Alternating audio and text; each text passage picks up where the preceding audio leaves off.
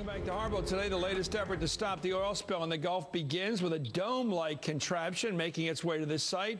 Has BP done enough? U.S. Congressman Ed Markey met with executives of the oil industry yesterday. Congressman Markey, what do you make of BP's in terms of their discipline, their backup systems, their training, their safety approach? Generally, did they take the full responsibility before this happened to make sure it didn't happen, even if it did? No, I think that they were operating under an assumption that an accident could not happen. When I had executives before our committee yesterday, they made it clear to us that they never thought the rig could ever sink. When they were making an application to drill on this location, they said that the total amount of any spill would only be 5,000 barrels in any eventuality. We're now seeing 5,000 barrels per day. And so it's clear that BP never anticipated that a worst-case scenario could, in fact, be created. And that kind of boosterism leads to complacency, and complacency leads to disaster. And that's what we see. Now BP is taking steps to limit the damage, but a lot of this could have been avoided if they had put in place proper safety measures right from the get-go, defense in depth, one system after another that could have avoided this ever occurring in the first place.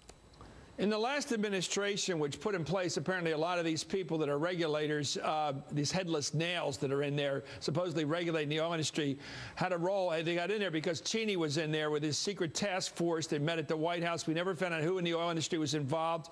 To what extent is the current regulatory regime that governs people like BP in place because of the previous administration, which was run by Cheney, based upon the Halliburton lifestyle that he came from?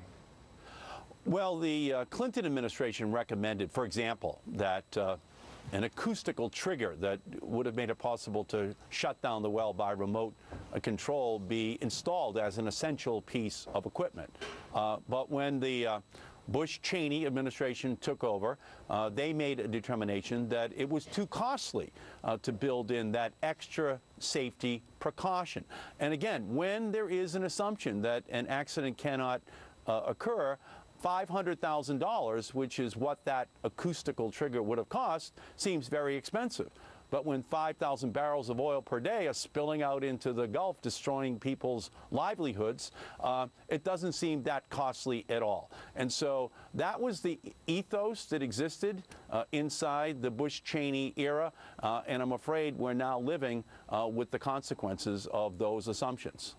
Let me talk to you about what's happening today. We're getting reports that BP's out there hiring en masse, basically, all kinds of shrimp boat operators, fishermen, and people like that, hiring them on a sort of a per diem basis right now and getting them to sign off any possible suit against the company. In other words, what looks like a labor pickup, they're hiring people. They're basically going around the Gulf hiring people and getting them to sign letters that says, I won't sue because of my loss of business. Do you have any sense that's going on? Well, you know, these people are all victims. They could lose their livelihoods, their income for this year could just be destroyed, and they're being asked to then sign waivers. The victims are. Instead of BP saying, look, we made $6 billion in the first 3 months of this year, there is no price that we are not willing to pay in order to ensure that these people are made whole. We have the money, we have a moral obligation. Instead, by asking them to sign waivers, legal liability waivers, it just says that they still don't get it. They have a responsibility. They said an accident could not occur. They should just basically make a commitment that money is no object. We will take care of these people because they're desperate. Too many people are too desperate right now. They will sign anything if they have to. They should never be forced to make that kind of a choice.